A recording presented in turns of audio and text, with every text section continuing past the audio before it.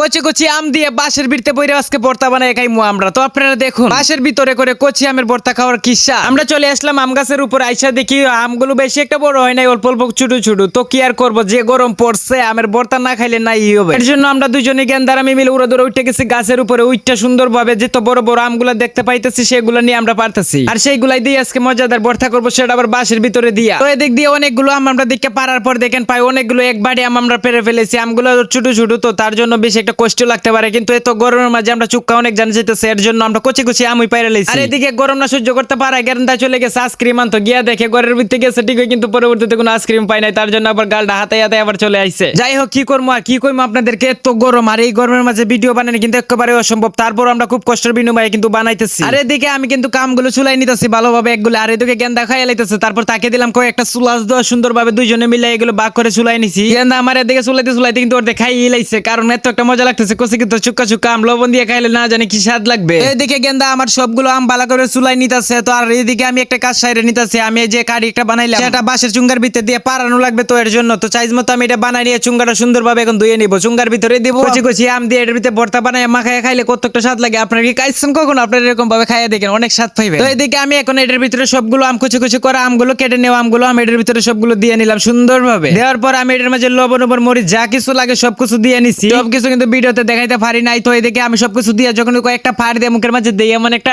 সাবাড়া আমার করে বাড়ি মেরে দিচ্ছি। এরপর এদিকে ফাড়াই আর একটু পর মুখের মাঝে দেই, কারণ কি করবো আর জিব্রা তো আর সামলাইতে পারি না। টুক্কা জিনিসটা কিন্তু খুবই মারাত্মক, কেউ কিন্তু সামলাইতে পারে না, আমাকে লুল টপ টপ করে পড়ে। তো এদিকে আমার খাওয়ান দিকে না জানি আপনাদের কেমন লাগতেছে। এদিকে আমি ফাড়াইতে পারি, তো দেখে লাইছি আর গেন্দা আমার ক্যামেরা হাত ধরে আইতেছে, সকালে সিকুর পারতেছে আমার দাম, কিন্তু না এদিকে আমি একলা খাই সব শেষ দিলাইতেছি। আপনারা দেখলেন গরমের মাঝে কিন্তু এরকম করে আম খাওয়া কিন্তু খুবই মজার ব্যাপার। অবশ্যই আপনারা এরকম খাবেন, খুব মজা পাবেন। তো ভিডিওটি দেখার জন্য অবশ্যই সবাইকে ধন্যবাদ।